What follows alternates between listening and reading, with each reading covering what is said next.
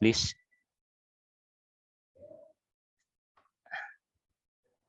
So why are we here today? We all know that Wikimedia 2023 will be hosted by the ECF region, and in connection with this, scholarships will be open to affiliates who are supported by the General Support Fund of the WMF. We hope that Wikimedians across the region can access this support and be part of the Wikimedia 2023. Also, we would want to learn how to build criteria for selecting participants who will be awarded with these scholarships, while keeping in mind the values of inclusivity and equity. We would also like to share the access to toolkits and templates that you can also utilize during the selection process. So next slide, please, Jessica. After my introduction, there will be a short icebreaker, and our invited speakers will also share tips and good practices for global events and the scholarship selection process. And at the end of this session, there will be a space for everyone to ask questions and get clarification on the discussed topics. And for our speakers today, let me introduce to you Han from the Community Resources team of WMF. Prue and Nangara from Wikimedia Australia would also share their group's learning and practices, those that both work and didn't work. And for the quick icebreaker, let me call Jacqueline. Thank you. Thank you so much, Anthony. Okay, so welcome everyone. Thank you for joining us on Sunday. So to kick us off, we are proposing like a short icebreaker. And as part of the icebreaker, we would like to invite you to share your name, which Wikimedia community you are connected to, if that's applicable, and where you are connecting from. So 2 questions, right? So that's the first question. The second question to answer is, if you could hang out with any cartoon character, who would you choose and why? So we're gonna just do like a popcorn style, meaning like we're not gonna call on anyone. Whoever is ready can just speak.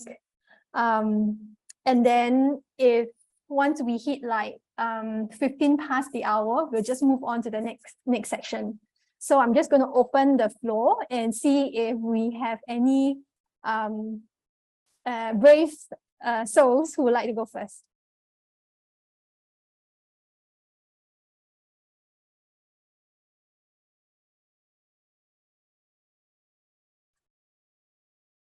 Oh, look, I'm happy to open it up for you. I'm Nangara, and I'm from Perth in Western Australia, and cartoon character would be Scooby-Doo, and why? Scooby Snacks.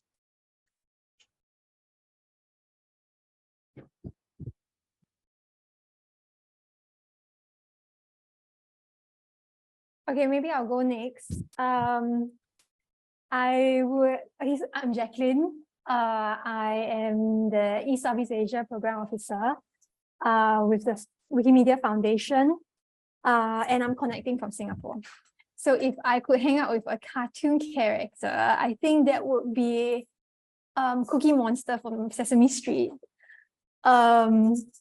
Why Cookie Monster? I don't know, I'm always very fascinated with Cookie Monster. And when I was in school, I used to like eat.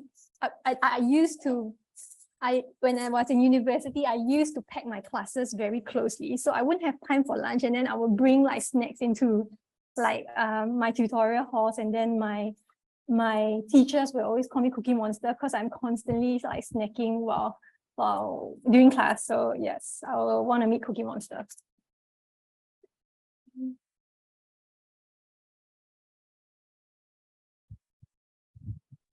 I'm happy to go next. So I'm Alex. I'm on the Wikimedia Australia. I'm in Melbourne, Australia.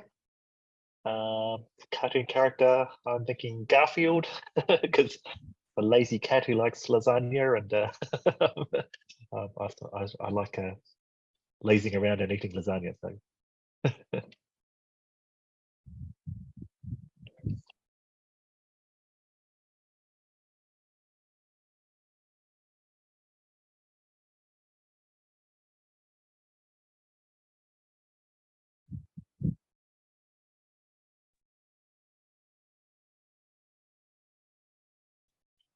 Hi, Robert here. I'm from Singapore, connecting from Singapore as well.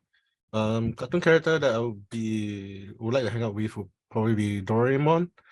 Primarily because friends always known me as one who carries stuff that they need.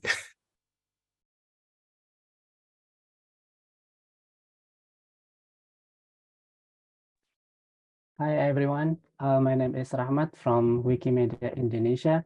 My cartoon character is Kero, Cerberus from Cardcaptor Sakura. I think that was my childhood cartoon. So thank you.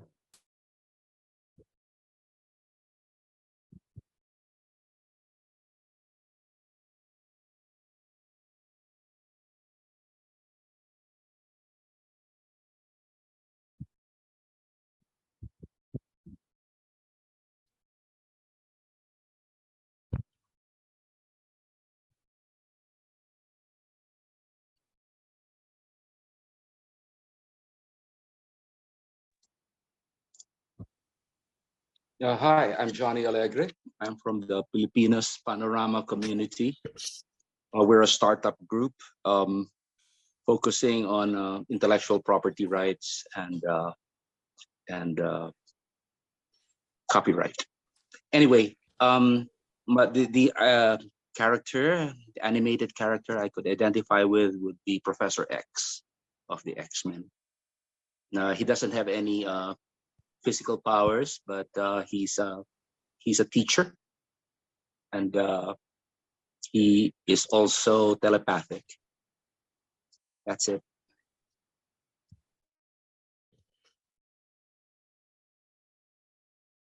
Hello, this is Dennis from Wikimedia Taiwan, and I'm connecting from Taipei, Taiwan. And recently I'm doing some Wikidata editing and some meetups in Taiwan. And my favorite cartoon character is probably Snoopy, the dog that always have some wild dreams that will fantasize us. Yeah, thank you.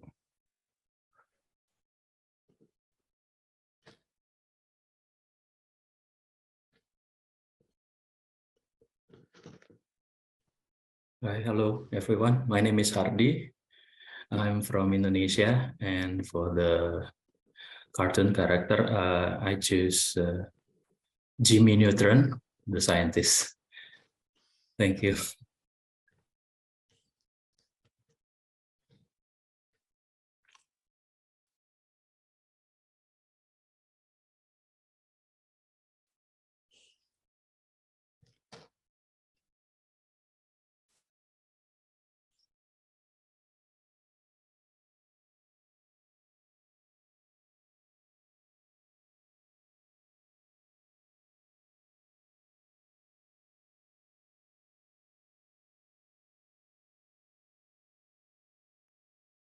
Okay, we're at 15 past the hour.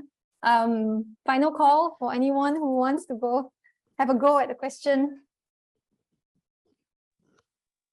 Whakalofalahiatu kia motolosi and Sophia. Malolele everybody. I'm joining in from New Zealand. If I could pick any character, it would have to be Winnie the Pooh. I know it's quite an old classic, but it's something that I grew up with in childhood, and he always had some kind of honey or some kind of food snacks, and it's always been my thing. So yeah, thank you.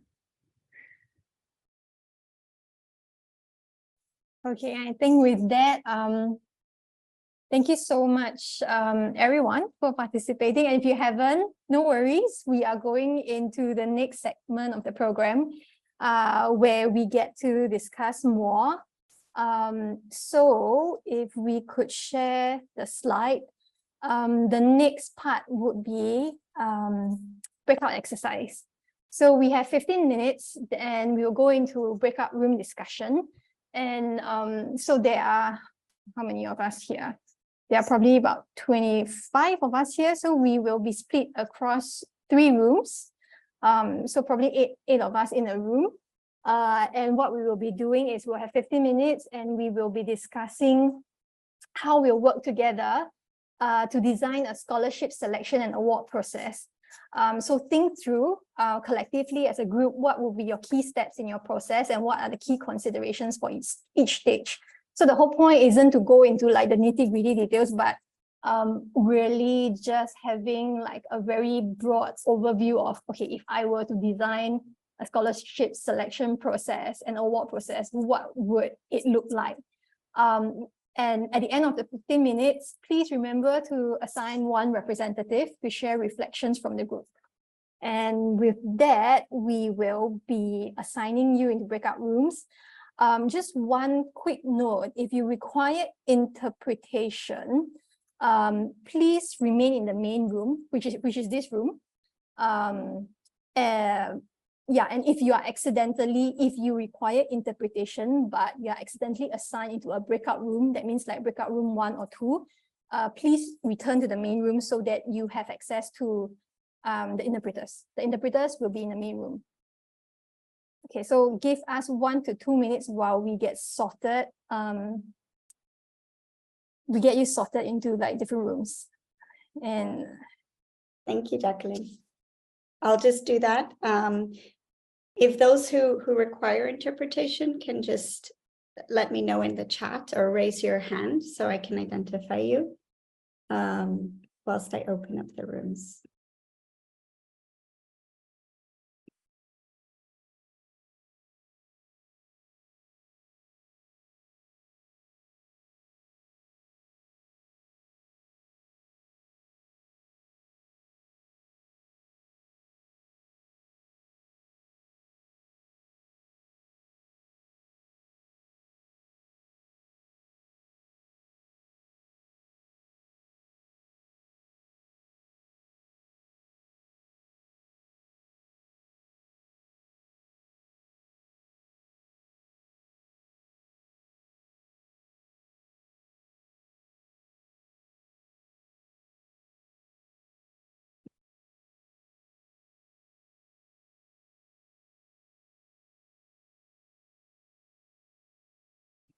Okay, so I'm going to open a room and I may be bringing some of you back into the main room because the main room is going to still be one of the rooms we're going to have, okay?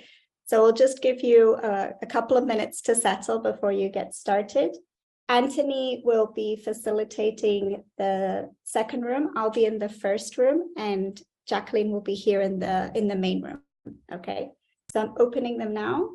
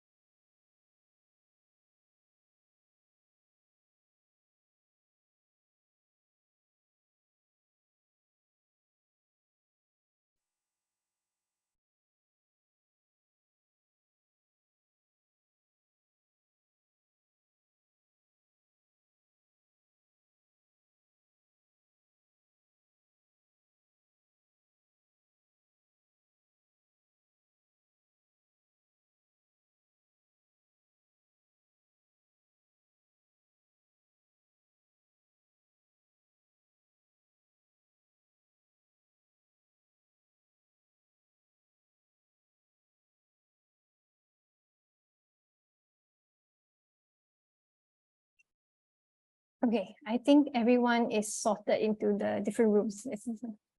Yes, right? I'm going to go to room 2 then. See Okay, you. sounds good. Thank you. Thanks, Jessica.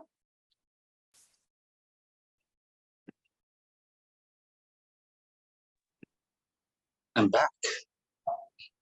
Oh, you're back, Johnny. I got Great. invited back. Oh, really? Okay, How do I stay with deserve us. this honor? Yeah. To make the rooms more balanced, some of you I brought back into the main room. So, Okay, a nice thank session. you. Yeah, looks like this is a fun group anyway. Okay, so we All have right. about 10 to 12 minutes. We are supposed to kind of think through what would be the key steps when we're designing the process of scholarship, award, and selection. We do have a working document that we can, I guess, jot ideas and populate, or we can just talk through our ideas, whichever works. So I left the link in the chat. I was wondering if you have seen it. If not, I can put it there again. And once you click on the working document link, you can refer to page 1 and 2. So we are in the main breakout room. Oh.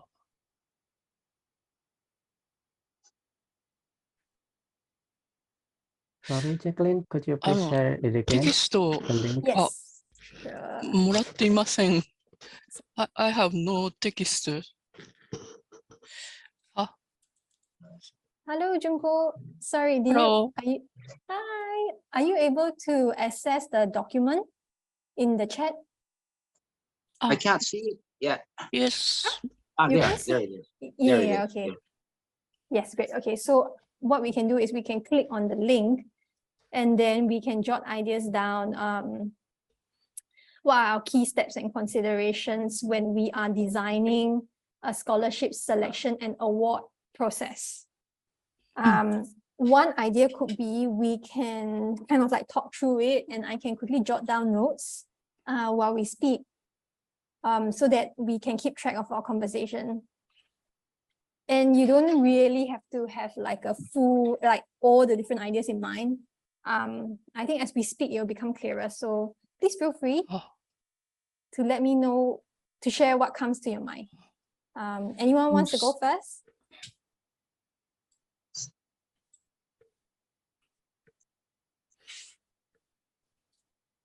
Where should we start? What would be the key steps in your process? Is that the beginning? Yes, correct. So if you were to design a scholarship selection and review process from the beginning, what would be your key steps? Yeah, let's start with key steps. May I volunteer to begin this? Yes, please. Okay, well, I would suggest that we go for a balanced program so that we don't get too heavy on one topic and we have a good spread of subject matters to cover so that we can hold everyone's interest and there would be something offered for everyone. So this covers the whole gamut of topics that we have in the Wikimedia world. Okay, wait, Johnny, are you talking about the event organization or are you specifically It says here referring you have to 15 minutes to reflect and write as a group. Is that it? Yes, Or correct. yes, that's right. And Yes. there is you have 15 minutes to reflect and write as a group. So Yes, that's correct. make sure so to select. Yeah. Yes, so the whole point is we are part of the core organizing team to design a scholarship selection and award process. So when you are designing that process, what would be the key steps in that process? Would it be coming up with the eligibility criteria? Would it be setting up the review committee? Like would it be along these lines or you're thinking of something else?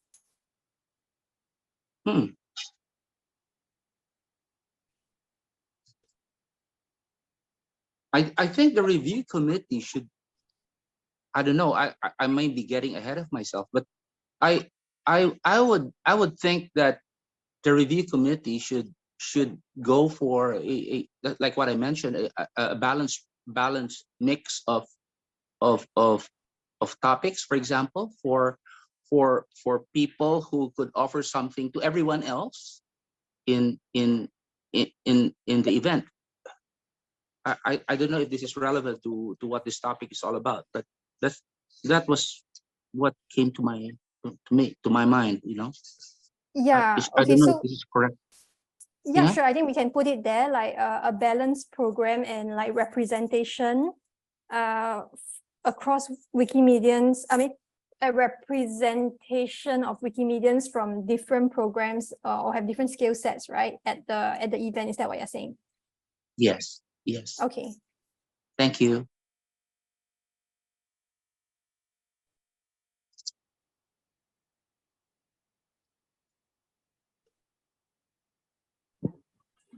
Jacqueline, can I add few points to this? Yes. Of course. First of all, hello everyone. I am Chinmay. My wiki friends call me Chinu. And I am from South Asia, a regional affiliate. The name is Oya Wikimedians User Group. And for now, at least, I am a primary applicant of the Wiki Women Camp 2023, which is proposed but not confirmed yet. We just have the request on Meta. Considering the topic which we are discussing now, like what should be the basic criteria or primary key points when we decide for some scholarship. So my few points will be, yes, I agree to Johnny's point, like he mentioned, it should be a balanced program should first. Then what we look for next is how the representative can make it impactful, how the participation can make it more impactful. How can the participant go back and spread the words, like spread the learning to more user groups? Is he like, you know, or she or the person itself is a inclusive person, or he is kind of reserved person? We try to identify that also by knowing them from some means. Secondarily, there are few participants, those who have like, you know, several requests to different platforms or maybe events, but they haven't received any scholarship, but they have a good number of like, you know, contribution or addition to the Wikimedia movement. So in terms of the recurring appearance of, or rather like, you know, recurring participation in events, we consider that as a factor as well. Because we cannot identify people like, you know, okay, some person X is representing South Asia, so I cannot take him or her or the person forward going for the all the next events. It will not add any value to the communities or maybe user groups. There should be like, you know, more number of leaders coming forward or make more number of representative forwards. So that could be a point also. In fact, that is a point also. When we decide for scholarships, we look at their participation history, like if they have participated in any conference before, what are the role they have offered, have they contributed anything to the program team or the organizing team, what are the value addition after the participants got back to their places. So all those things comes into the point. Then the third thing will be like, you know, what are the skill set the participant is willing to offer. When we are coming to a event, we are not just coming to be a participant. We are coming to represent something, and we are expected to take something back also. So that is also another point we consider. Yeah, those three will be the primary key things for us. Thank you so much. I'm not sure if I have captured all your views. So you mentioned about focusing on the review criteria of Wikimedians representing the community. So while you are open newcomers, I think what you are saying is consider the benefits to the community when deciding who to represent the community. Exactly, right? So Jacqueline, because when we are like, you know, considering somebody to come to the event, we cannot expect as an organizer or and like, you know, core team member that the person will go back and spread some negative words. Like these are the experiences I've had. I mean, obviously feedbacks are always welcome, but having a good representative also important for us, particularly in this open moment. So, and that could be a challenging thing for us as we don't know everybody at their individual level. So what we go for is we look for their community engagement, how they deal with their own circumstances, how they deal with their own people. Because I personally have an experience where, like, you know, we were participating in some workshop, and some Wikimedian came to the field participating from some particular region, and the event itself was kindly impacted by that one person himself. Plus, the aftermath was a bit tricky for us to handle, because when, for example, you are joining us from Australia or something, so if you will go back and tell your community or tell user group that I participated in so and so, and this experience is not good, the people are not understanding our thing, which is not true, basically. So what that impact will be on your region itself, it is like, okay, so we are not welcome in a global participation space, or we are not safe, or we are not being heard, nobody is considering our views, which is not right. So choosing a good representative is also important, because that might or might not impact your future members. So that was the point I wanted to. Over to you, Jeff. Thank you so much. That's very clear. And yeah, I definitely do agree with you and Johnny. I've also captured it in the working document.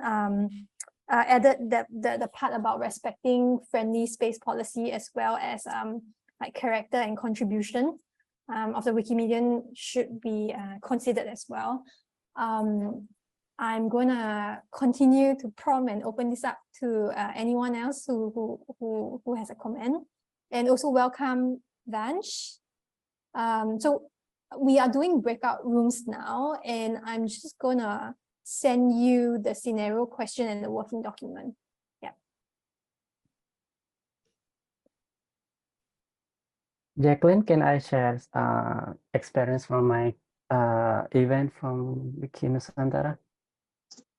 Yes, thank you, Jacqueline, for this invitation. I think that after we have been organizing some nationwide conference in Indonesia, Wiki Nusantara, and this is our third edition of Wiki Nusantara, I think that regarding the selection, the scholarship, or the something like scholarship process, or the whole process of organizing an event, I think that the first one, we should consider the budget that we have, because the budget that we have should be reflecting the outcomes of the event, because like we have done last year, we can organize, we can invite it, we could invite around 80 people to the conference, because we have budget from the foundation to organize this event. And I think that this year also we will organize around that number of participants, and also after we have the rough number of participants that we would invite them, I think we should know whether we can see if other people that have not received or awarded the process can be invited as well to the event, for example. And then after that, after we have all number from the participants, we can start with the timeline, I think, because after we have the rough number of how many participants that will be awarded the scholarship, I think we should consider the timeline of the submission, sorry, the call for applicants for the scholarship, and then we will open that for a specific time frame, and then after that we set up a ad hoc committee, the scholarship committee, to select who are the eligible persons to receive the budgets. And then after that, because this year we consider to involve the communities to be in the scholarship committee, so the proposals, the scholarship proposal from the participants will be checked blindly. So the committee will not know who is this proposals, and then they can choose that without knowing their name, so that to reduce bias from the community. And then we set up the community, and then sorry, the committee, and then we announced that once we have you know, like how many people are chosen by the scholarship process. I think that's the rough process for me. I'm not sure that would be beneficial for other events. So thank you, Jacqueline. Thanks so much, Rahmat. I think that was very helpful in providing us an overview and mapping out like the different workflow from budget to I think you mentioned budget, number of participants, because the budget would determine number of participants, right? And then open scholarship call, set up scholarship committee, yes, and regular updates to the scholarship process, right? People who are part of the process. So having very clear communication. Anyone else would like to go?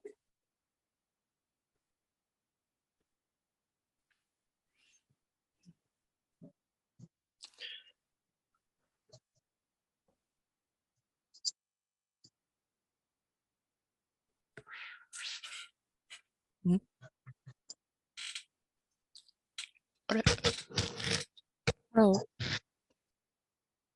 Hello, Junko. Hello. ちょっと私は今回はまだよく状況がわからないので、見ています。そして私たちの問題は、多分カンファレンスに参加したい、スカラシップもらっても参加したいという人がいないことじゃないかと思います。はい。ですね。と、表帳さん。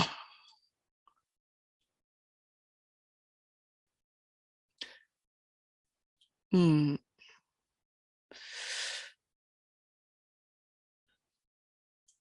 そう。誰を選ぶかっていうレベルまでいかないんですね。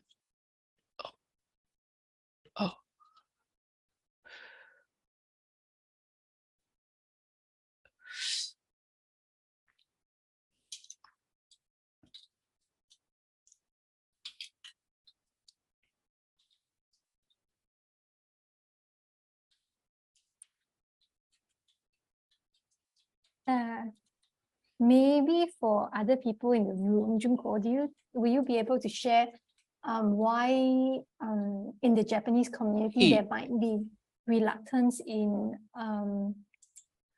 joining or taking up travel scholarships to attend more global events? Yeah.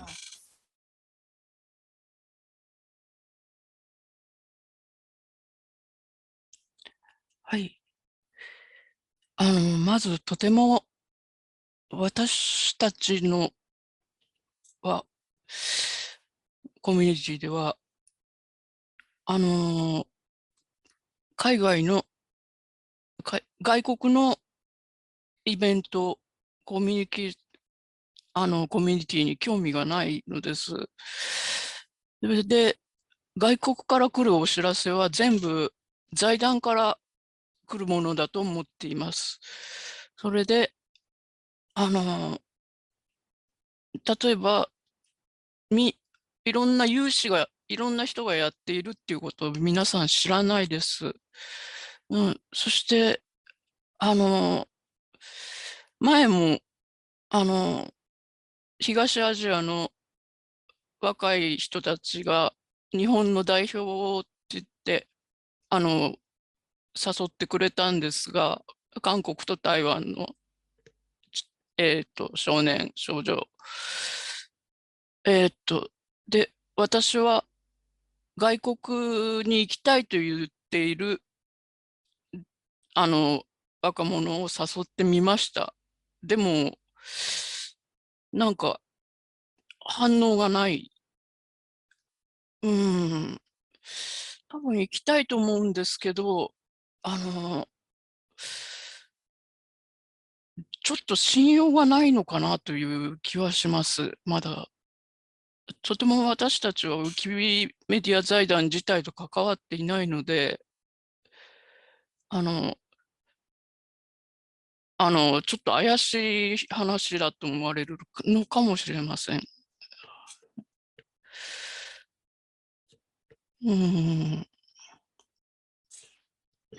そうですね。私自身の信用もないし、外国から来るお知らせ、財団のお知らせっていうのもあまり信用がないし、自分にはカンファレンスで何かやろうとか、何かを変えられるとか、そういうことは考えられないんじゃないかと思います。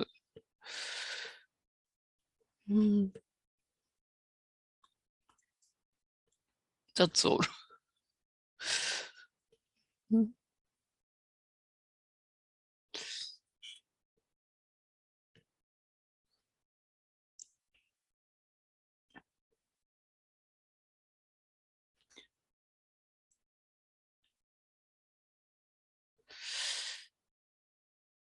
Thank you. Thank you so much for providing more context. I think everyone's back in the main room. So we can actually kick off the reflections now. So we were broken up into three groups, right? So one in the main room, breakout room 1, breakout room 2. Can I invite someone from the main room to share on the group's behalf?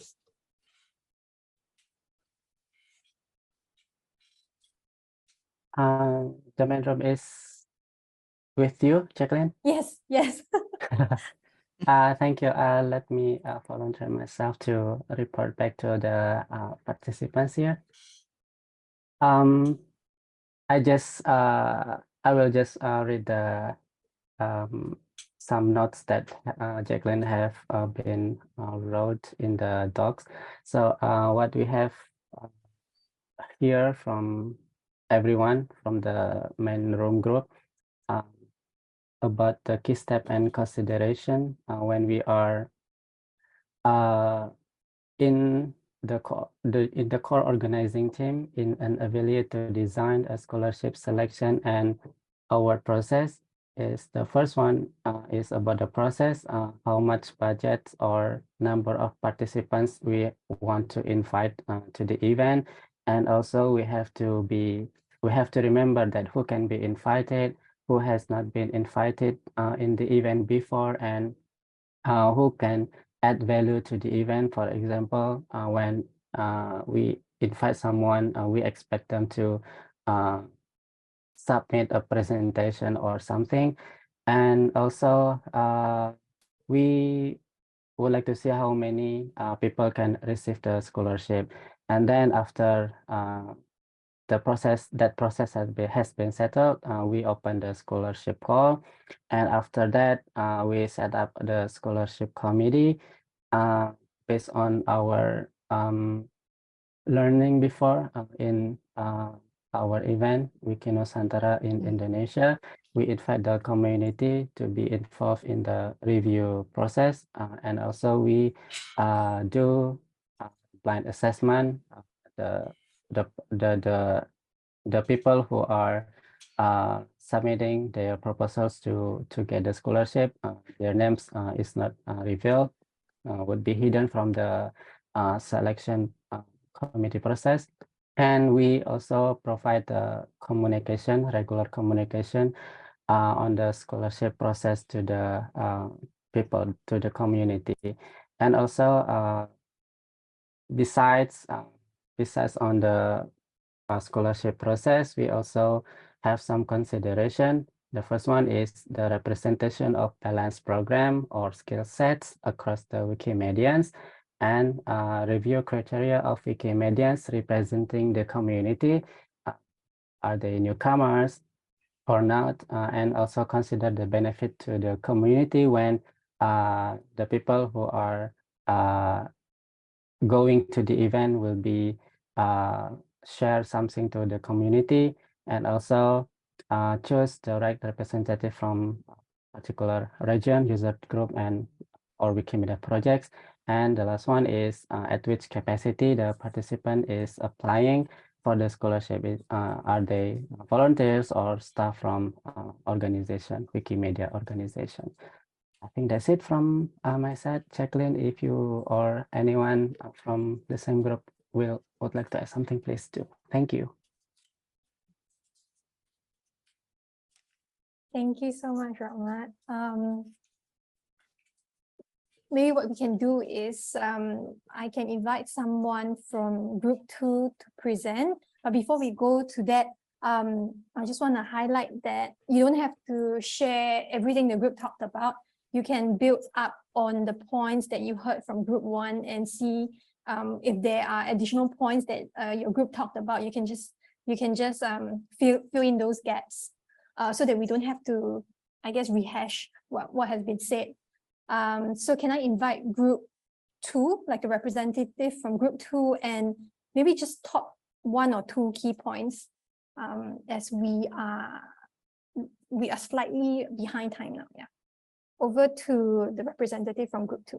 Alex. So that, yeah, yep, okay, good. I was going, oh, we want room 1, and then, oh yeah, no, the main room was group 1. Okay, so yeah, I mean, we had started out similarly, but I think we had the first step was determining the capacity of the event, so the size of the venue and what proportion of attendees would be getting scholarships or would be funded, as opposed to being self-funded or funded by their employer or their affiliate or something like that.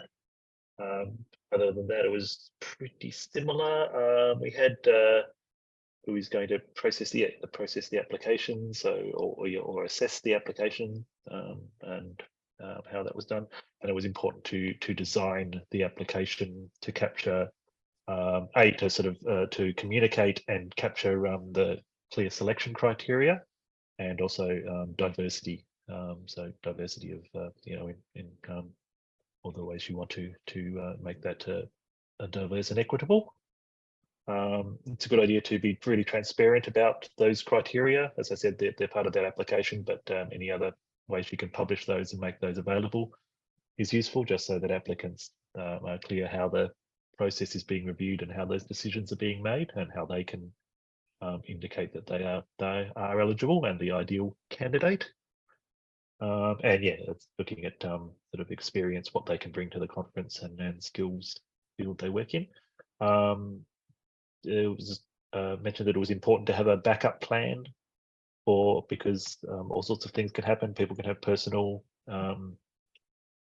personal circumstances change, or they might have to work, or they might not be able to get a visa, and so it's important to have a backup plan and a waiting list, I suppose, for people people can be filled at places when someone indicates that they can't attend. And very important to have a travel partner, a travel agent who can book flights and accommodation, whether that's I think we don't want to be doing it ourselves. So it's important to sort of get onto that early, so that someone can who's a professional in that area can make the bookings.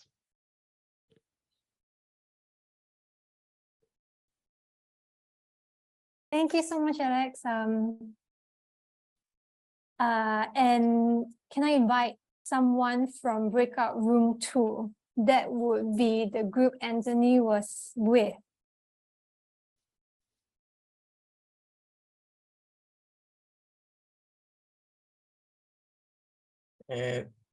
Thank you, Jacqueline. Thank you, Anthony. That will be me. So first, thank you for group 3 in the room 2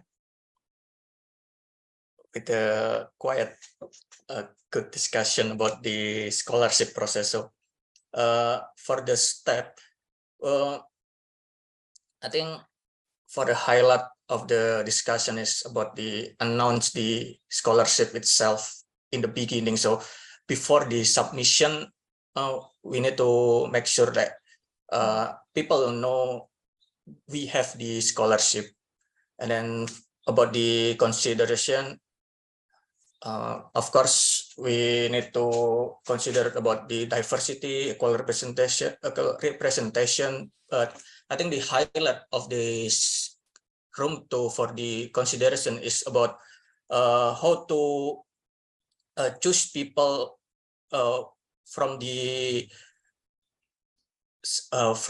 project and choose the kind of select the correct conference, because if some people might apply all scholarship for all conference, so we need to make sure the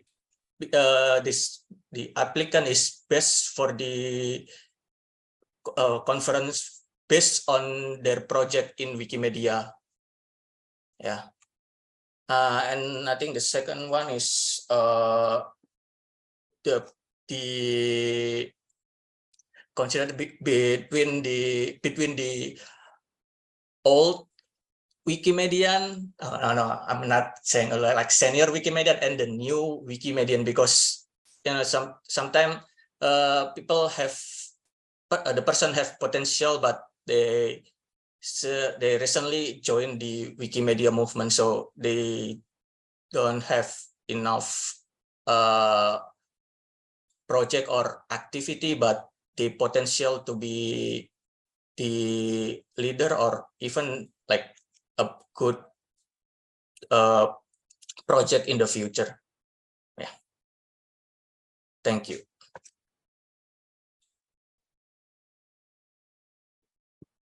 Thank you so much, Ghazi, for wrapping us up there. So I thank you so much also for brainstorming. I think we have covered quite a bit of ground. And now we are moving on to the next segment where you'll be able to hear from Hen, as well as Wikimedia Australia, about how they went about or how they would organize a session on like selection and review criteria for travel scholarships. And if that's okay, I think, Jessica, do you want to flash the slides and then share? Yeah. I'll start sharing here. Okay, over to you. Okay, so this is a recorded session. We hope it works well, but we'll stop if there's any problems. So just let us know. And I hope you can hear it well on your screens. Just 1 second. I'll start playing this now, right, Jacqueline? Yeah. And thank you so much for joining us today.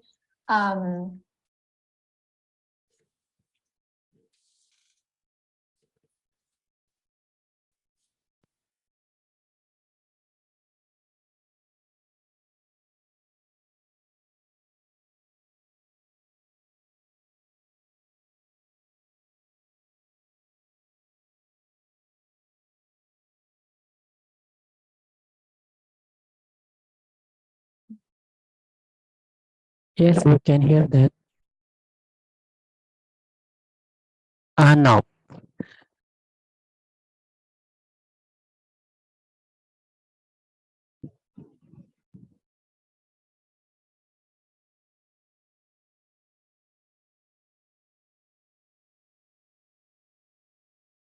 Sorry, I'm just getting notification. You can't hear? Yeah, Jessica, we can't seem to hear the video, but we see the cursor moving. Let me try once more.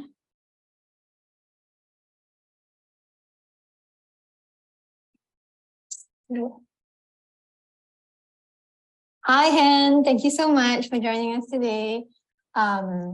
Maybe what we can do is we can, if you don't mind, we can. No, you can't hear it there? Yeah, it's okay now. We can. Okay. Just let me know in the chat if something happens. Start with a self-introduction. And also maybe you can share a little bit more about your journey within the movement before we dive deeper into what we're going to talk about today. So over to you, Hen. Sure. Thank you, Jacqueline. So nice to meet everyone. Sorry for not being present in the meeting. My name is Hen. I am a lead program officer on the community resources team. I manage the conference and event fund portfolio and some of our other global funding programs.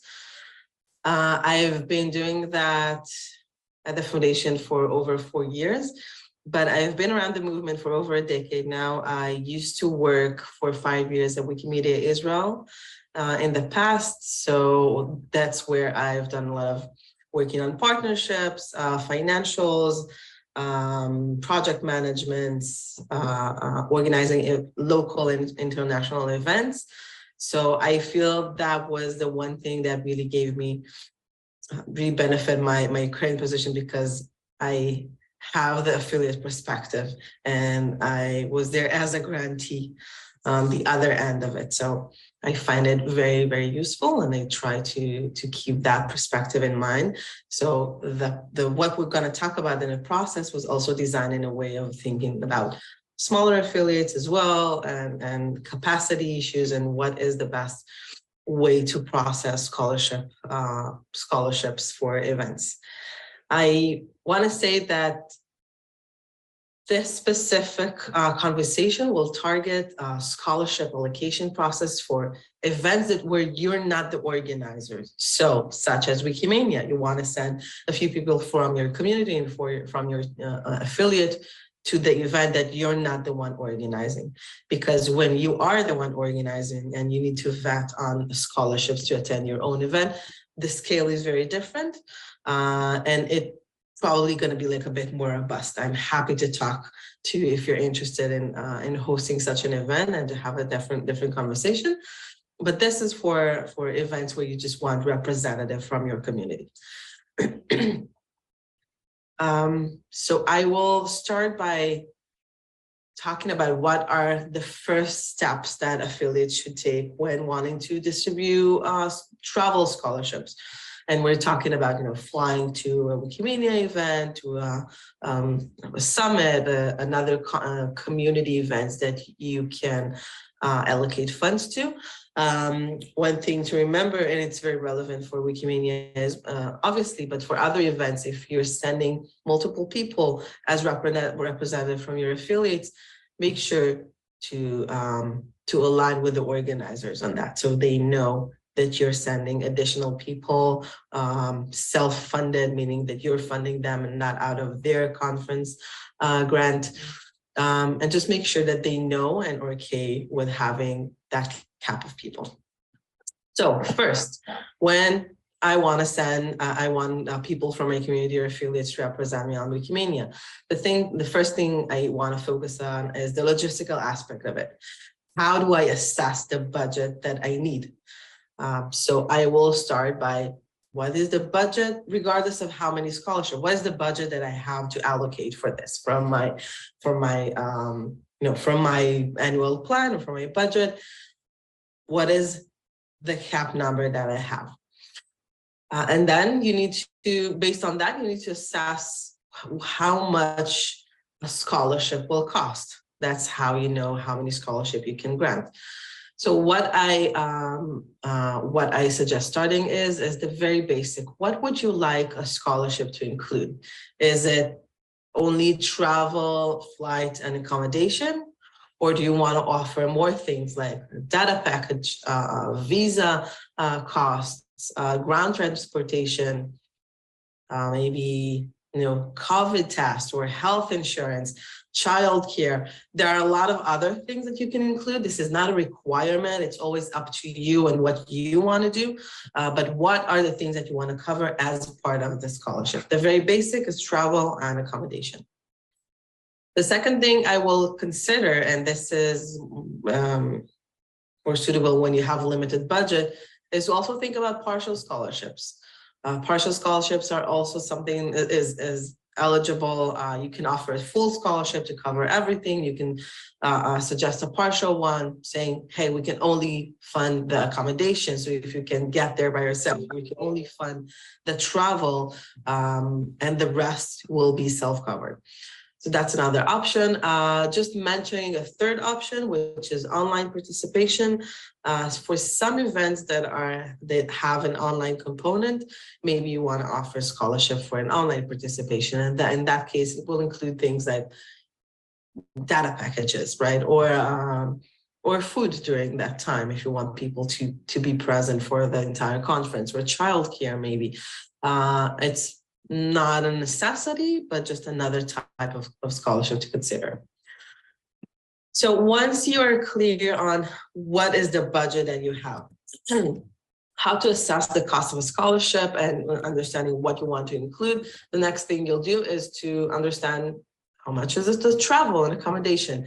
I would start by a very basic Google search, using very global websites such as Expedia, Skyscanner, Kayak, Booking, things like that. It sounds very easy. It's what you do on your personal vacation, but that's actually a very good tool to understand what is the average or standard cost for the travel, because you know the destination, you know where people are coming from, but understand the average cost. Some very basic guidelines on that. We obviously prefer economy level travel. Direct flights are preferred, like if you can, under a reasonable budget, have a direct flight instead of a lot of connections, you can prefer that. I know in some places you can get to somewhere by, getting on a train or a bus for 12 hours. I think that's excessive. Like, I think that if you can, and if it's reasonable and you can, and if you have the budget to accommodate a flight, or just take the general approach of be kind to your scholars. Like, if they get a scholarship, it doesn't mean that they need to drive like for 16 hours. So if you can, and it makes sense to get a flight, do that. It's not a necessity to take the cheapest way. It's going to be longer and more exhausting. When you fund a group trip, or a substantial amount of scholarships, you might want to consider using a travel agency. You need to pay them, or sometimes they just charge a certain percent of the flight cost. But it's very recommended if you have a lot of people, they will have all the communication. You can pay them directly. It's a lot easier, but it's up to you, your capacity and your budget. Next thing you should do is to understand how you're going to process the payment. So a few options here.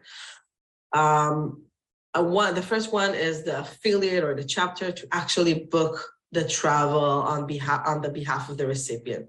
So you have the average cost, you communicate with the scholar, you say, hey, I found this flight, that's the hours and the dates. Does it sound okay to you? Does it work for you? Great, I'm gonna book it. And they just get the ticket, the confirmation. You pay directly to the booking service or the travel agency if you use it. And that's the easiest way to do that. Another way to do it is for the recipient themselves to book the flight and to get reimbursed. The way you do it is you set up a benchmark. So you do your research with Google, understanding what is the average cost and reasonable cost.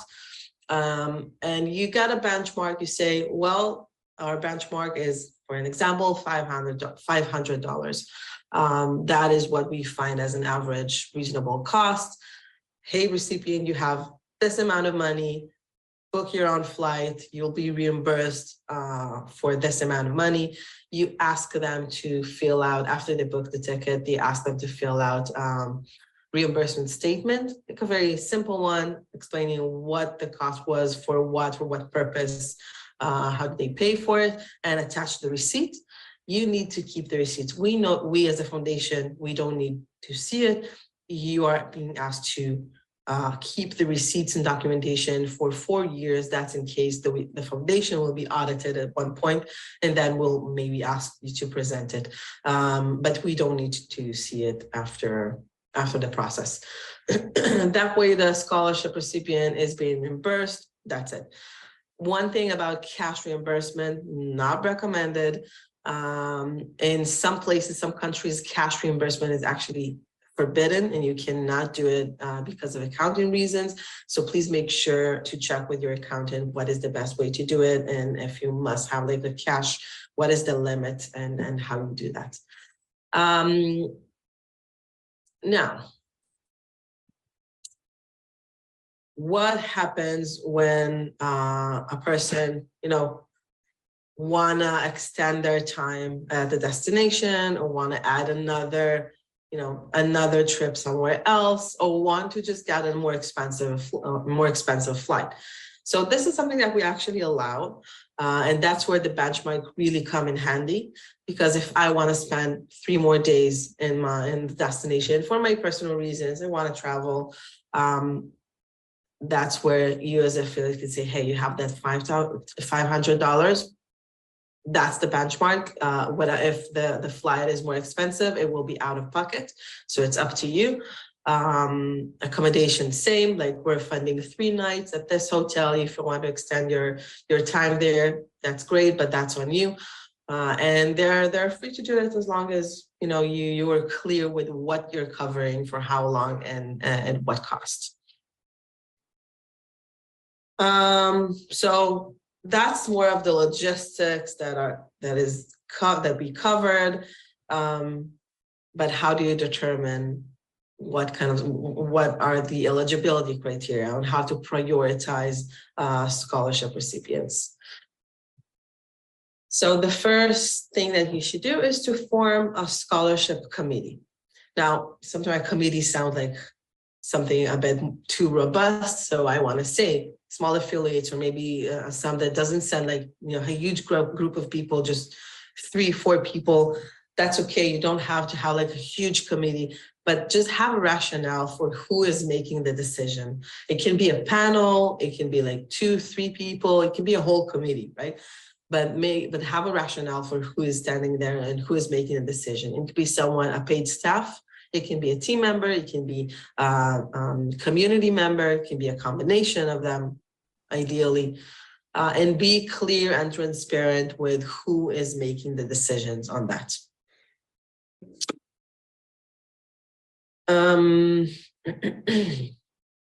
Ideally, review the application after everyone submitted. So, sometimes we're tempted, we already received a few applications, let's go ahead and review those and review the others as they come. I actually don't suggest doing that. I suggest waiting until the submission ends. So you're not biased, you have everything, all the submissions in one place. You understand, you better prioritize that way, right?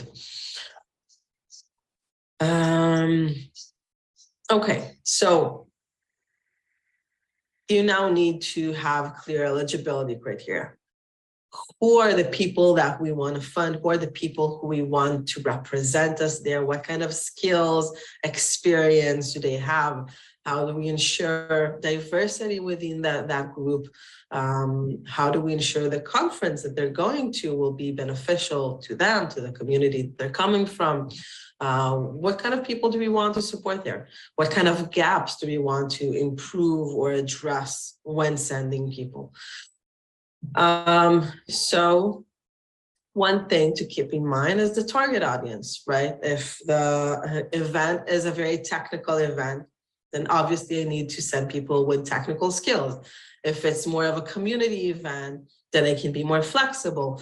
If it's a very targeted audience, like women only event or education, so you need the right audience to do that. So that's the first thing that you consider on the eligibility criteria, like the areas of work and interest. Think about what is the level of experience, wiki experience that they need. Again, if it's a hackathon, you need a certain level, like minimum level of expertise. If it's something else, understand what kind of capacities and skill you need those people to have. Include things like diversity criteria, where they're coming from, the country of origin, the gender, underrepresented communities. Try your best to have diversity criteria and to choose people based on a very diverse set of standards.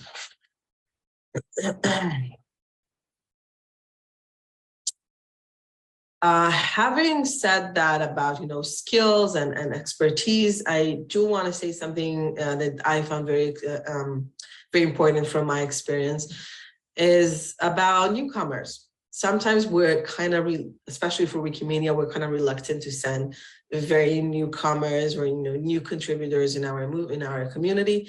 And I actually want to tell you, don't be so scared of that and consider newcomers as eligible audience for scholarships.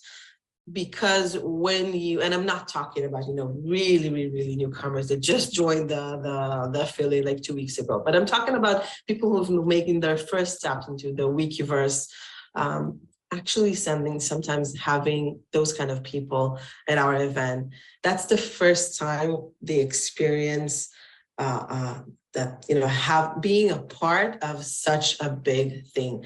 They're not aware of the magnitude of the Wikiverse. They're not aware of how many people are so invested and motivated and committed to the thing. And actually sometimes sending newcomers can be very, very, very motivating for them. They can come back to their community far more energized and motivated and invested in the goal of Wikimedia.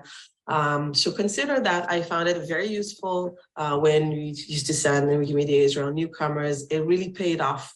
They stayed as very, very important contributors moving forward.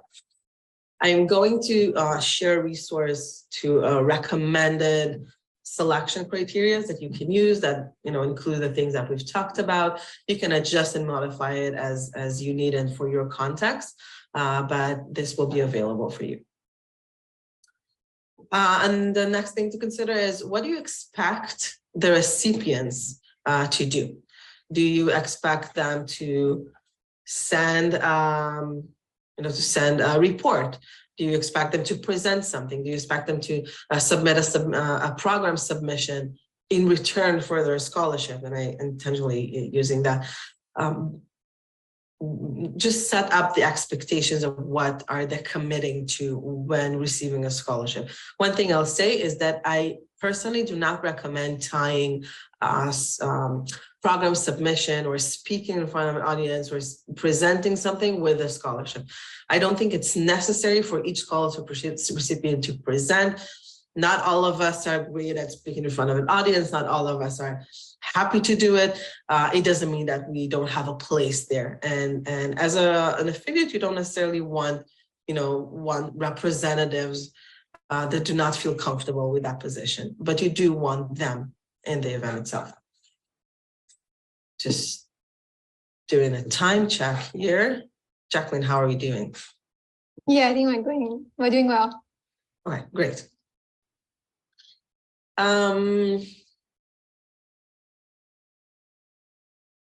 Okay, that's it. About the report out or things like that, I want to say, ask what you really need.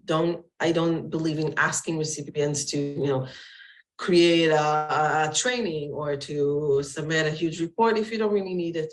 That's okay to say, hey, we want you there. We want to make sure you've been there. So maybe just write a short report out to the community, but just ask what you will really benefit from.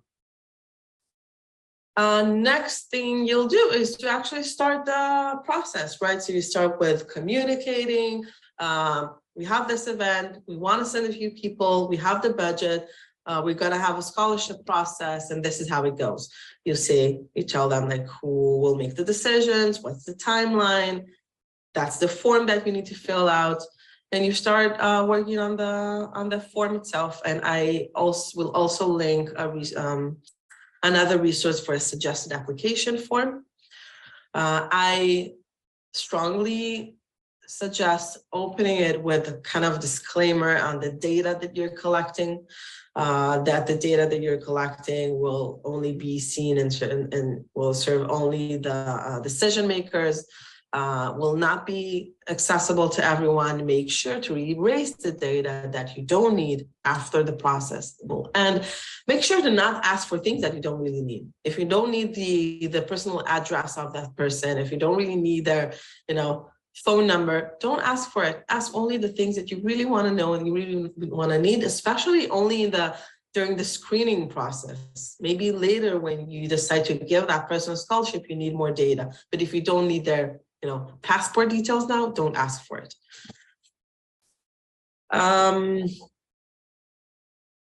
Okay, so each committee or panel or panel of decision makers should have one point of contact, like a head of the committee or someone to manage the process.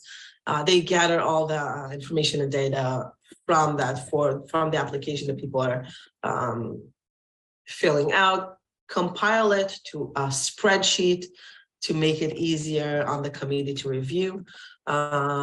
Include there for the committee, again, only the most relevant pieces of information that they need.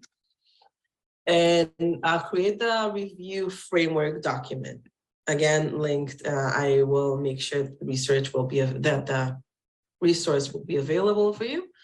You can modify it, you can change it. Specifically, the one I'm going to share as a review framework for the committee is more focused on technical event. So you might want to change, the areas of interest or to modify it to your event. What is the timeline for, and one more thing, for the review framework, I suggest using guiding question for the committee members, right? Guiding question. Do you think the experience this person has aligned with the goals and objective for the event? How do you think we as a community will benefit from it? How do you rate the application? Is it clear? Do you need more information? Those kind of questions, and ask them to rate it. And then at the end, you have like a very clear rating. I actually encourage you to use like a numeric rating. That way it's easier to make the decision at the end. And on the document, you'll see like the different methods and how to do it. What is the timeline that you need? So basically as soon as possible, right? Especially think of if you have any limitations, if you need to take into consideration things like visa issue, if they need visa to get to that place, so allow more time in advance. It takes time. Visa issue is a burden. A good time to also tell you that it's a good idea to have a waiting list, because many times people do not get visas or their travel arrangement doesn't really work. So have a waiting list. You can even tell people, hey, you're currently on the waiting list and we'll reach out if you have another spot. But allow enough time for international travel arrangements. You will need, only for the travel booking and arrangements, you will need between 4 to 8 weeks, depending on if it's domestic or international, if it's regional, how complicated it is. So that's what you need for the booking arrangement. So take a few more weeks in advance to start the process. What happens after decisions are made? So after you as a committee agree on the selected applicants, informed and confirm with the scholars that they're still interested, they can still attend. What are the expectations? What are they committing to? And again, have a waiting list in case for some it won't work. If it's a large group of scholarship recipients, you can later on publish some statistics or data about how many people you funded, from what kind of regions, from what kind of interest areas. So we'll have like something to share with the rest of the community. Make sure to also notify the ones that you're rejecting or the ones that are on the waiting list. If I submit an application, even if I haven't received it, I expect to get informed, someone to reach out and tell me if I should wait any longer or not. So please make sure to inform the ones that you're rejecting as well. It's always nice to tell them why, but the minimum required is to let them know. I think that's about it. There's one thing that I do want to check back specifically for Wikimedia. Sometimes the foundation itself has, and the organizing team for Wikimedia has their own process for scholarships. Sometimes they can send the next in line on their list. to the specific communities. I remember that is a practice that we've done when I worked with Wikimedia Israel. We sometimes just got the next in line on the waiting list from the foundation, and those will be the people that we use to fund. You don't have to follow that process, just another suggestion. What else, Jacqueline? Do you have any?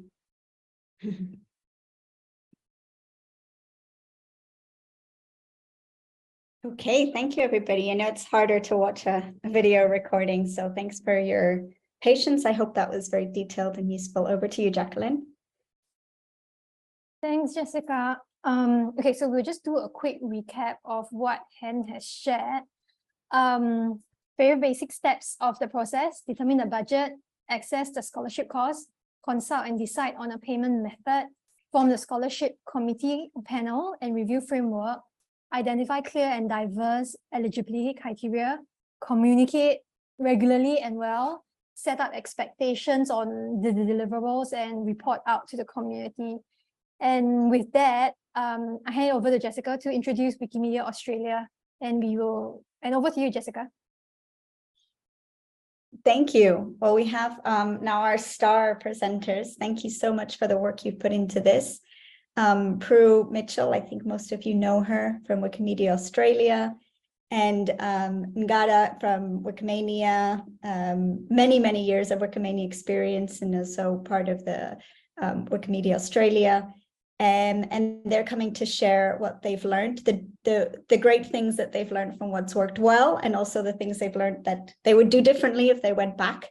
So over to you. And just a reminder that in our docs, there's a space to ask questions, and we will be opening up the floor for comments, questions, sharing your own experiences as well once their presentation has finished. Over to you two. I can share my screen if that's okay with you, Prue and Nara. Yep, that's perfectly fine. Looks like I've jumped in ahead of Prue. Prue, did you want to start? You want me to? That's your slide, the first one. Okay. When we look at some of the lessons learned when you're setting up a scholarship process, the first thing you want to do is consider the event's theme. So if we're talking Wikimedia, this year it's collaboration, diversity, and future. And that helps you to decide what your criteria is, so what you're looking from people. And then once you've got your theme and you understand the criteria, your expectations of people, then you can write your questions so that it's a three-step process. Your questions become the last thing because those are what you need to get the data from. So you've got two sets of questions. There are those where you just need physical data, whether it's locations and addresses when you're including travel, some of the diversity questions, things that aren't necessarily part of the full assessment. And then you've got a series of questions that are there for assessment. So if you're to look at the Wikimedia process this year, there was about 20 questions asked, but only the last 3 really had an impact on how we assess your application. First one is asking you about your knowledge of the movement. Then we start looking at what you've done. Now, we recognise that a newcomer and someone with 15 years experience are going to have a totally different set of skills and can show a lot more contributions and activity and stuff. So what we ask is that we look at what you've done in the last 12 months, because we want the most active people, and we don't want people riding on the same project that they've run for the last 10 years. Those are great projects, but unless something new or significant has happened to it,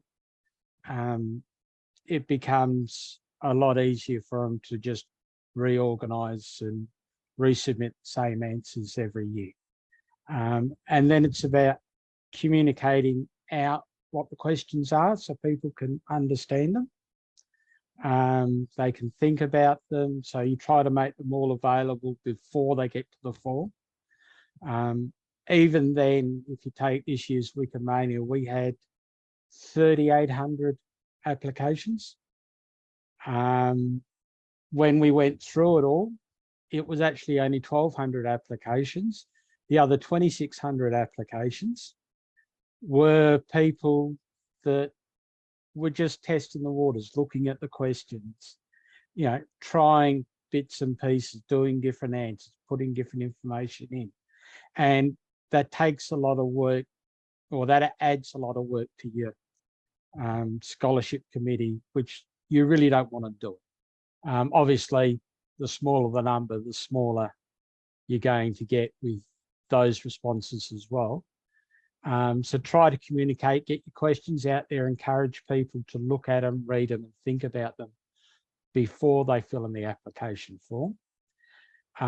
Another part of that is making sure there's support available so that if they've got questions about the application, if they want some extra information or want to know, will this impact my application, you've got someone that can answer it. And that's part of that communication, making sure, having office hours, talking to people, having an email address, having a contact point that everyone can go back to, and making sure that everything question that comes in is responded to very quickly. Sometimes it may take a day or two to get an answer, but you still need to respond to them and make sure that they're aware. And as you get closer to the deadline, you've got to increase that response time.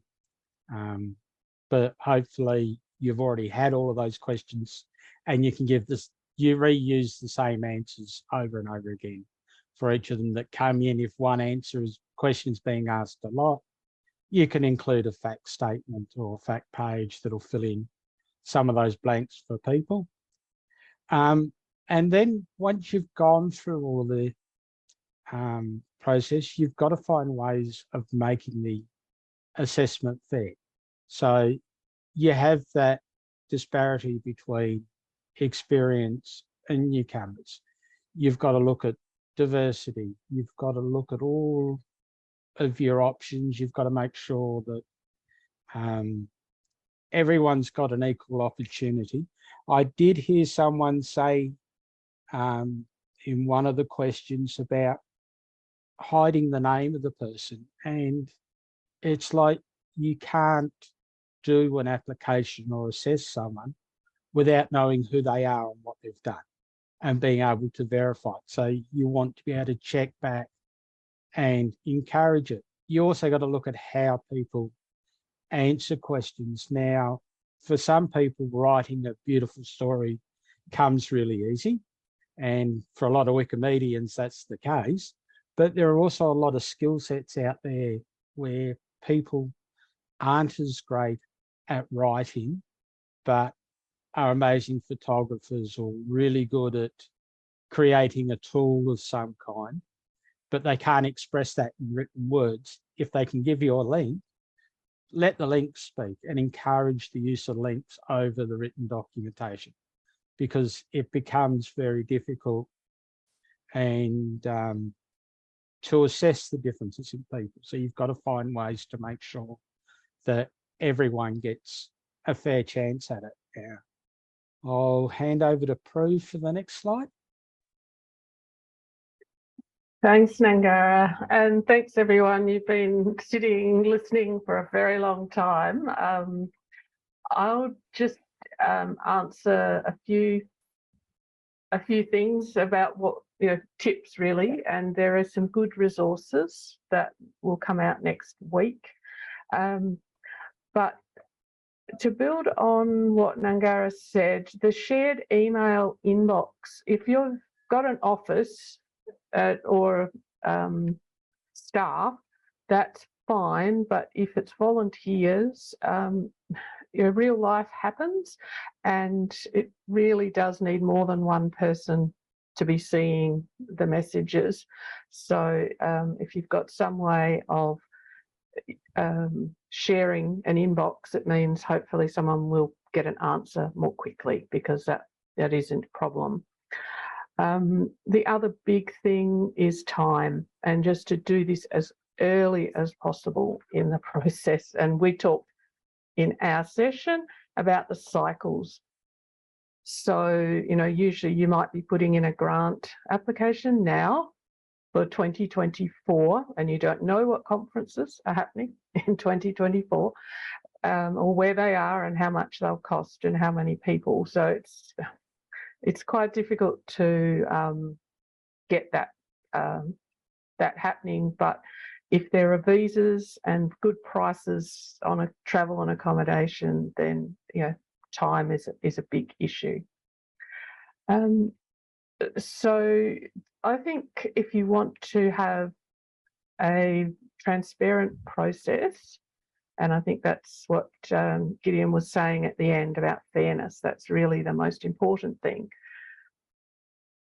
Making sure people who might be interested and are eligible to attend know about the scholarship and know about it in plenty of time. So at Wikimedia Australia, one of our scholarships, we only had time for 2 weeks between when we announced it and when it closed.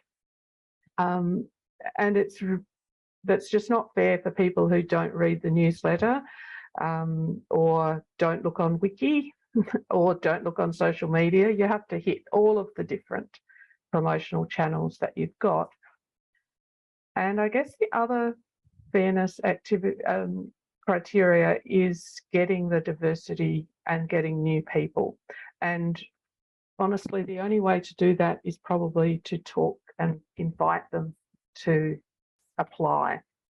So it shouldn't be a member of the scholarship committee. They shouldn't approach people, but other people in your affiliate should go and say, we need equal male and female, binary, non-binary applicants. We need people from different language groups, but we need somebody who works on a Wikisource project, not just on Wikipedia or Wikidata. So if you've decided that you've got categories of scholarships, then you will have to work hard to make sure you've got people to actually be applying that meet those criteria. So yes, the possible categories are gender, language, project, cultural, ethnic group, and also geographic, not just the people from the cities, because it's cheaper to fly from a main airport, but think about people who are also more isolated and can't get to activities as easily. One thing, and I haven't talked about this with Nangara, but it just occurred to me, if you have somebody and you're targeting a particular language group or cultural group, maybe the best thing is to go to that community and say, look, there is one scholarship. How would you go about selecting somebody? And invite that community to develop a process for selecting a representative. In a way, that's what we did for ECAP. We said that the affiliate level or the staff level, that they should make that decision, because they would have a lot more knowledge than we did as a scholarship committee. But you have to trust them then to have all the transparency and the fairness. Record, this is very practical stuff, and I think Hen already talked about a lot of it, but separating the data into application data and logistical travel data, which you only need for the people who are actually selected, or maybe the shortlist. The problem is the different platforms. So there is no Wikimedia platform where we can register for events or invite scholarships that is not open. So, and they all require logins. So that's, you know, something to think about, trying to protect people from having to use multiple platforms. We use Google Forms for the initial one, just to get the information quickly from people. And then we went to Eventbrite, which we felt was a little bit more secure and offered other features around the personal data. But for identity data, because we do sometimes have to, we had to move visa information and passports around, then that needs to be direct email to email, not stored in some other location. So that's all the privacy. Oh, financial record keeping. I'd be happy. I was the treasurer for the last couple of years. I would be happy to share details on this, but in principle, whatever system you use for your grant management, whether if that's a spreadsheet or we use Xero, you just need to have a cost code so you can clearly identify what is the scholarship, and you also need some link to where you save all the invoices. So there's quite a bit of practicality, but it will be different in different countries. There are different rules. For instance, you know, we must have a tax invoice if the reimbursement is over $82 Australian, for instance. The other thing we found is you want to be flexible for people, because it's an investment for the person as well as the financial costs of the scholarship. They're putting a lot of time in to come to, you know, fly to another country. So you want to let them add something else on, do something else on the way. But every time you make a change from what you set out at the beginning, then that adds extra work for the scholarship committee or whoever is managing the process. So just keep that in mind and be clear up front, every little rule that you can possibly think of. We have some policies, the travel policy and scholarships policy. You'll get the links to those. They might be helpful for you as well. Perhaps what I could do is go through the what can go wrong. I don't like finishing on the negative, but this is what we found.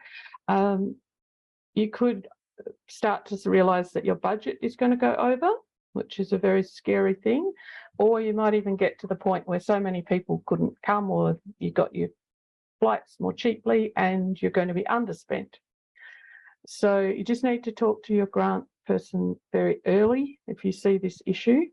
Perhaps don't accept all scholarships that you think you can give out. Hold some back on your wait list until you know more about the actual costs of the highest priority group to come. And have your wait list, have people on there who can take up a place at the very last minute. You know, just because it's better that than not be able to have somebody take the place. The other issue we have is if the participant that you select on the scholarship is not accepted by the community. Now, that's not that they're on a blacklist, because, you know, that you should know those people who can't come. But people apply for scholarships. The scholarship committee makes the best decision they can, and then things can happen afterwards where people start getting niggly and upset about who's coming. So again, it needs a lot of transparency about the process, and it's important to try and have a direct communication with the people making the complaints as quickly as you can to head off too much angst about it all. You know, there's very different when you're in person as opposed to what's acceptable online. So people will often get into quite a heated conversation online, but when you're going to have people physically in a room together, you need to hose down any of that kind of thing that will make people uncomfortable. And the other problem is when the scholarship recipient can't come at the last minute. So just have something in mind. The sickness, there is travel insurance, so there's some good information on the travel policy for the foundation. And so everyone should have travel insurance. So use that if you can to get a claim or at least get a credit on any flights, so they could be used for a future event. We ended up with rooms because people didn't have visas, and so we were able to transfer those to a local, otherwise they would have gone to waste. And I think the local people got something out of actually living in and having breakfast with people and not travelling to outer suburbs. The other reason is the visa and the passport issue. So ask about the passport and the visa at the application stage so that people get started on getting their passport. And if we didn't know how somebody from Indonesia would apply for a passport, so you probably need to mentor people within the same country. So make sure you link someone from the Philippines with someone from the Philippines so they can both get their passport process and visa process sorted out. Also, I think we would make a deadline 2 to 4 weeks before and say, if you don't have a visa by now, we're going to have to go to the next person on the list, because it's, otherwise you're left with people who things are paid for and they can't get there. The other thing was people who just don't show up, like they have a scholarship and they withdraw after you've already spent the money. And there is a policy about that says they're ineligible for future scholarships. So unfortunately that does happen. We must be getting close to time, Jessica. Sorry, I might finish off there and take questions, I think.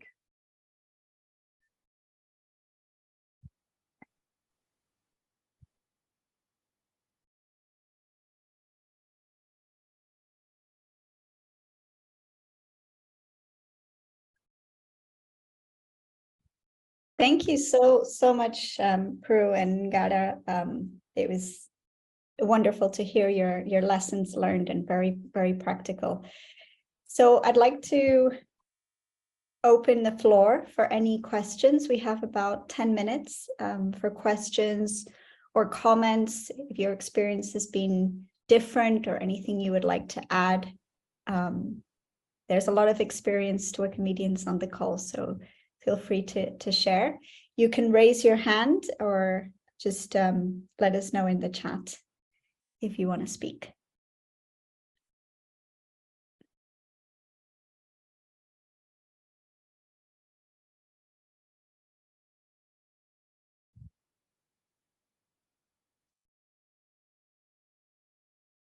One thing Hen mentioned was about whether you pay, whether people send their travel arrangements to the conference team to organise or travel agent, or whether they book it themselves and ask for a reimbursement.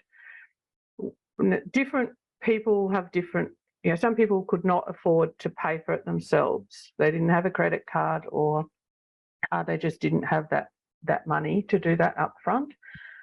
But other people prefer not to have all the middle people. So, you have to give your flights to one person who translates them for the travel agent.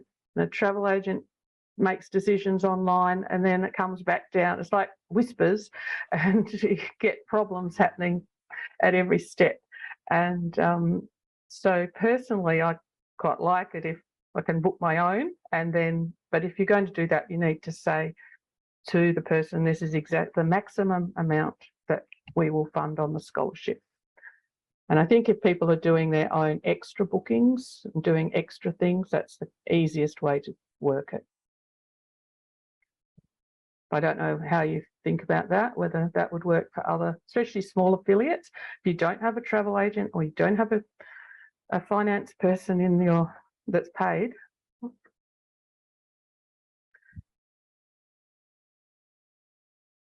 Dates. Is there a usual ideal way of finalising dates? Does that mean the date to hold the conference? Because there's a lot of questions that go into that about venues and convenient dates for the organising team and that kind of thing. But if it means setting the timeline in the lead up to the conference, then I think that would be a good idea to have a spreadsheet. Definitely have a spreadsheet with dates and setting up your timeline. Once you've chosen the date of the conference, work backwards. So you go, okay, this is the conference here. This is the absolute last date that we can organise and know that people can travel. This is the date where the latest they've got to get their visa application in. So, and those dates dictate then how quickly you've got to finish your scholarship process, when you can start it, and when you've got to let everyone know by, and all of those steps. So you start at the back, so you start with your conference and you work backwards to give yourself as much time and know when every critical point's going to be hit. Butcher's got his hand up. Okay. For the benefit of the conversation, actually, the best place you would know if there is an upcoming conference is simply going to the grant application of the proponent affiliate or organization. So usually the conference grants team, which is composed of HEN and some community members, usually have a timeline.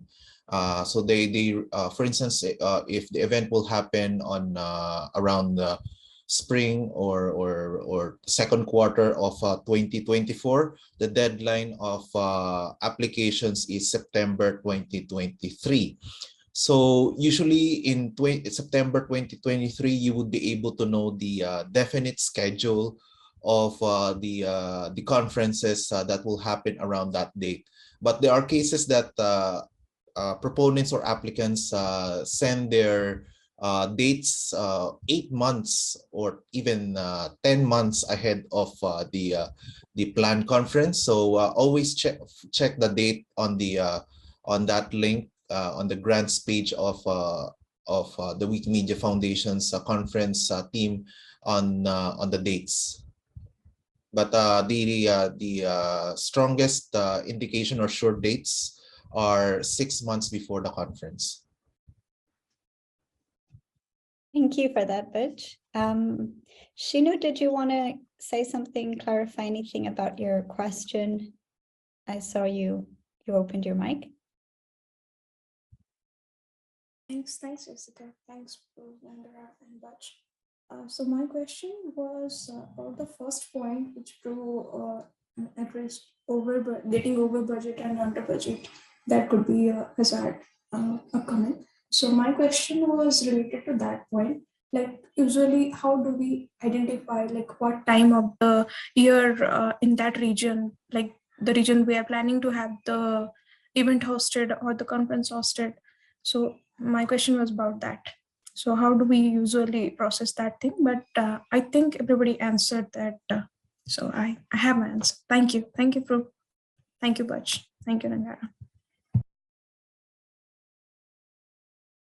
Yes, we were talking in our breakout room earlier, the problem with the cycles of funding. And I think there are so many parts around this, because then the grants committee needs time to review the grant application for the conference.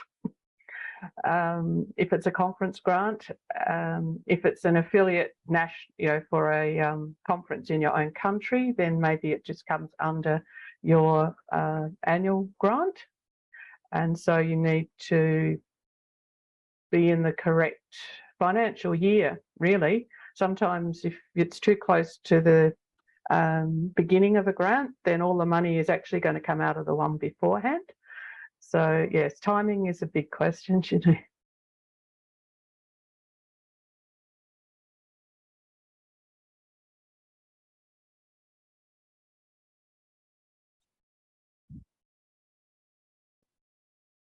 Anybody else that'd like to ask a question or bring in their own experience.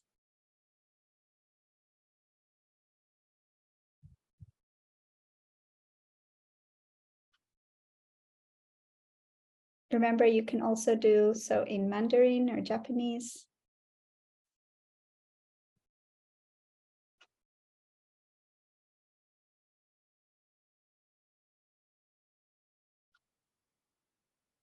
Another thing to consider is part and full scholarships. And sometimes there are people who can afford to part fund, and that will let you have more scholarship places. But that is very hard. You know, we ask people, how much do you need to attend this conference? And that's a very personalised thing, which is hard to assess. Yeah. There is. Sorry, Butch, go for it. Sorry. Another thing that I would like to share, probably this is the first time that I will tell this audience. If you're planning a conference, then you're balancing, you're hosting a conference, and then you're balancing the eligibility of the applicants. Please consider the lowest cost as well. For instance, if the person will be coming far away to that conference, then that will be, you will need to get the best person on that particular group. And then if the person is closer to the venue or at the least possible cost, probably you will be able to get 1 or 2 persons equivalent of that. Additional 1 or 2 persons equivalent from that 1 person that you will getting far away. One example that I have experienced is when we're planning the 2019 ESIAP summit. We pull all the applicants from Australia and New Zealand in one pool, and then we get the best person from there.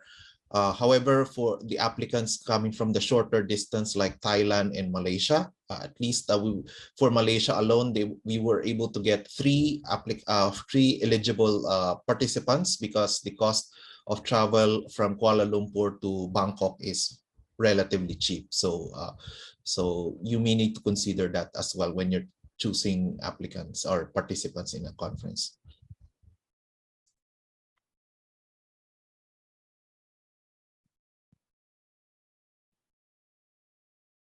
Ngara, did you want to add something to that? Or you wanted to say something? No, that's okay. We've got a couple of questions in the chat that need answering, I suppose.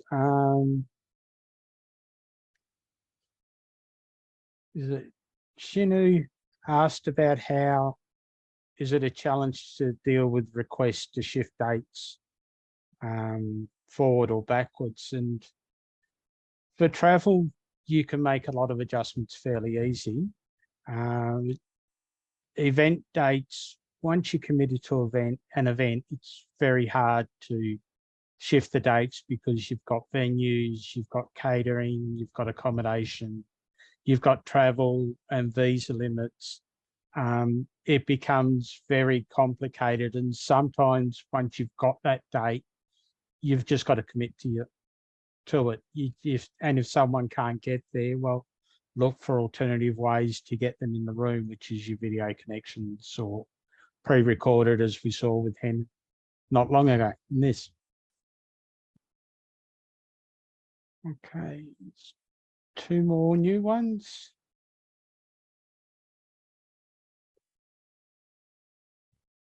Okay. There's a question around when does the financial year start in Australia?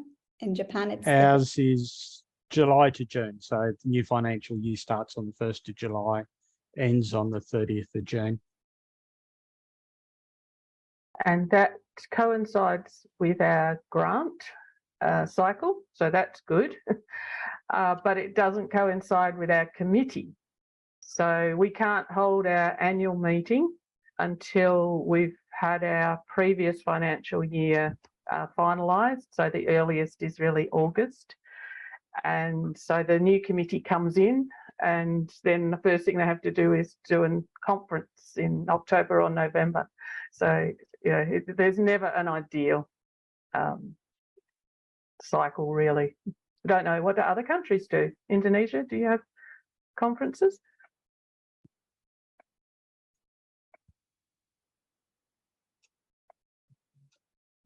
By the way, for the benefit of everyone, the committee that they're referring to is their executive committee, or for other countries, they call it board of trustees.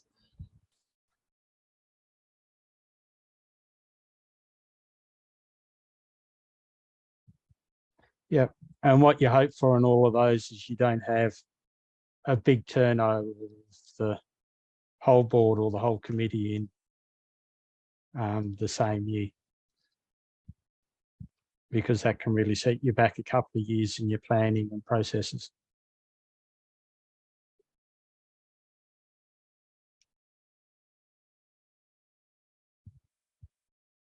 Fantastic. Okay, so we have just 3 minutes before we close. Please feel free to use the document to ask any questions or comments, and we'll make sure that Prue and Ginara have access to maybe answer and address them there after the session. Sometimes it takes some time to take in all the information, and then you remember a few weeks afterwards that you have a question. So we're going to use this document to continue to create these shared resources. So I want to share, Butch, I see you have a hand up. Not sure if it's an old hand or a yeah, just a quick a reminder for everyone who have planning to set a budget. If you're planning to set a budget for travel or assistance on travel, please, as mentioned earlier, please always coordinate with the organizer of the conference. If you're planning to fund participants going to Wikimedia 2024, you always need to coordinate with the CEE organizing committee. Thank you. Thank you very much, Butch. So we've decided to do this shared toolkit, and the idea is that we can crowdsource resources together. So Hen already mentioned several resources that she is going to share, and also Wikimedia Australia are going to add some resources. So what we would like you to do after the session in the next few weeks, and Jacqueline will be emailing you about this, but so you know it's here in our document, is for each one of the steps that we've talked about. So we've had determine the budget, talk about the scholarship committee and the review framework, etc. We have linked in this first column some existing resources. Here you'll be able to see the links. And we will continue to add some links after the session. What we would like you to do to help us build this toolkit is two things. One is look through the resources that exist, look through the guidelines, the examples, the formats, and think of anything that might be missing. So any information you think is key and is not there, and just write it down for us. For example, I would like another example of a review framework or a scoring card for candidates. Or I would like an example, a template of a budget, for example. That's the first thing. So review the resources that are there and add any comments about things that you think are missing and that would be useful for you. The second exercise is to add things that you have. You all have experience as well, and you may have an example that you also want to share with others, right? So you can link in the example there. You can tell us if that example can be public or you just want to keep it internal. So you can share it in whatever format. It can be a link to a page. It can be a link to a document, to a spreadsheet. And you can do so in any language as well. We will offer the translation support for the material that you share. Any questions? This is going to be our shared toolkit, and hopefully not only for the region, but we can also share it with Wikimedians in other regions, and it can be the ECAP-led toolkit for event scholarship organizing. Any questions about this? No? Do you like the idea? You can put a thumbs up or a... Are you all willing to work on this together? I see a thumbs up from Anthony, Butch, Shino, fantastic. Okay. And the last thing we wanted to do is for you to give us your feedback on this session. So if you can just go to this Mentimeter link, we have 3 questions there. So if you can answer the questions now before we end the session, that would be great. And we can share what some people are thinking. Please, they're anonymous answers. So give us, your honest feedback of what worked and what you would like to see in the future. And I'll stop sharing here. Butch, your hand is up. Just a question, Jessica. Is this particular session also being conducted in other regions? No, it was developed for the ECAP region based on some affiliates expressing this interest. I see. Because this particular session is very useful to other regions who are also planning their annual budgets, and probably the best lessons that we done on this session probably can be best applied on all other regions, so that the organizers of future conferences would have a proper sync on what is being done in every region.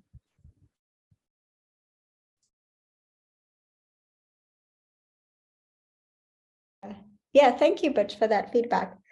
So we'd love to do it in other regions, and I think also share this material so that others can learn from what we've already done today. Okay, so I'm seeing some answers from the Mentimeter.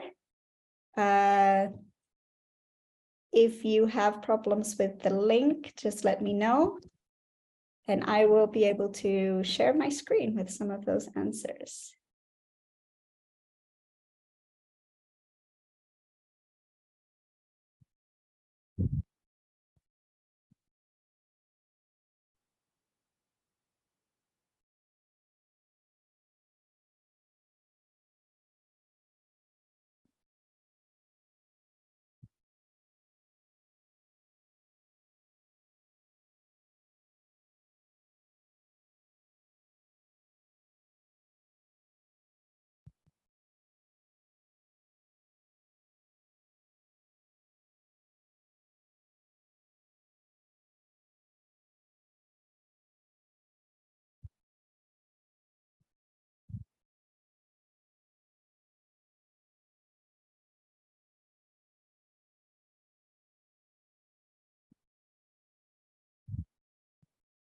Okay, we're 5 answers in. I'll be sharing some of the results here. People saying that the information is valuable.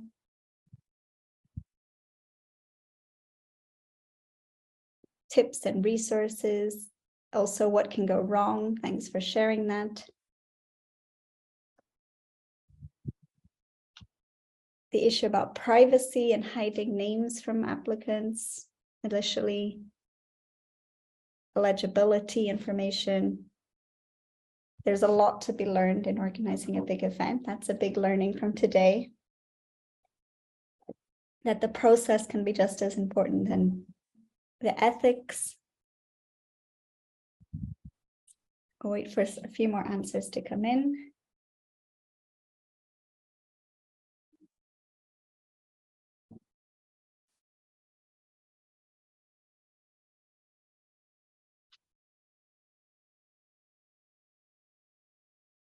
Yeah, for those who have to drop off, I'm sorry, we're just 6 minutes over.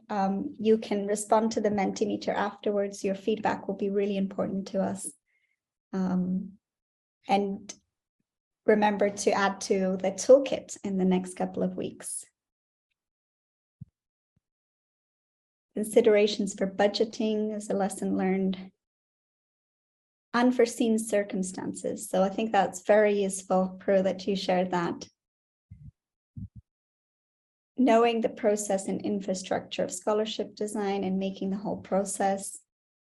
So I think a lot of the practical learnings were important for people. I'm going to go and see if we have some responses for the second question. How will you be applying this learning? Oh, seems like we haven't got responses in yet.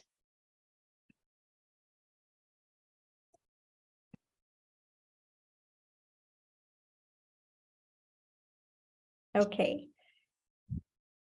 So please take your time to fill out the 3 questions. We'll also like to know how you're going to apply this learning and when, so that we can also best support you afterwards. And I will end here wanting to thank Wikimedia Australia, Prue, and Ngara. Thank you so much for your time.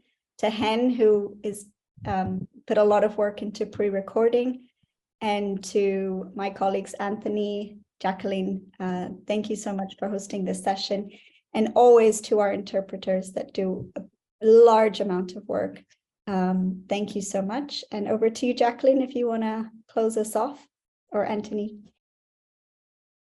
Thank you so much for being here. We really appreciate it and hope it has been a useful learning session.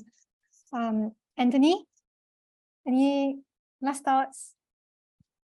Yeah, I would like to thank the ECF community for attending this session and making it a lively one. Thank you.